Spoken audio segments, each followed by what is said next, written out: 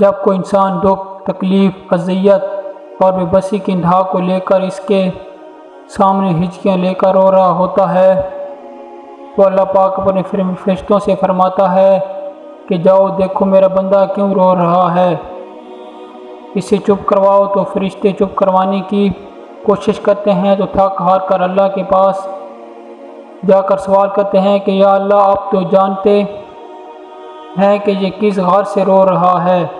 تو اللہ پاک فرماتا ہے کہ وہ اپنے ایک بہت پیاری چیز کی طرف میں آنسو بہا رہا ہے، لیکن مجھے میری عزت و جلال کی قسم کہ بہت جلد ایک ایسی چیز سے اسے نوازوں گا، یہ تمام مخلوق اس پر رشک کرے گی اور چھین جانے والی چیزوں کو بھول جائے گا۔ میرے ان آنکھوں میں آنسو آ گیا جب اللہ نے مجھ سے پوچھا کہ میں تمہارا رب نہیں ہوں۔ میں نے کہا بے شک آپ ہی ہیں۔ اس پر اللہ نے بڑے لاڈ سے کہا تو پھر کدھر جا رہے تھے مجھے چھوڑ کر؟ یا کوئی انسان تمہیں مجھے سے زیادہ محبت کرتا ہے؟ دنیا میں مجھ سے زیادہ نوازتی ہے کیا؟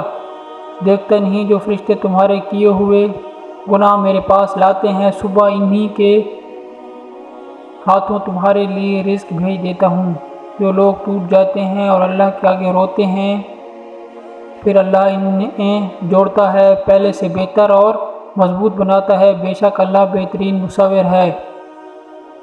تو ذرا سوچئے کہ اللہ نے اس شخص کو آزماتا ہے جس سے اللہ کا قرب حاصل ہونا ہوتا ہے، پھر ہمیں یہ معلوم ہونا لازم ہے کہ جو ہو رہا ہے اللہ کی اجازت سے ہی ہو رہا ہے۔ وہ پریشان کیوں ہوتے ہو اگر تمہارے ساتھ کوئی غلط کرے کہ کوئی خوش ہے تو کیا ہوا، اللہ تو دیکھ رہا ہے نا۔ کہ تم نے یہ نہیں پڑھا قرآن پاک میں کہ بے شک تیرا رب بھولنے والا نہیں؟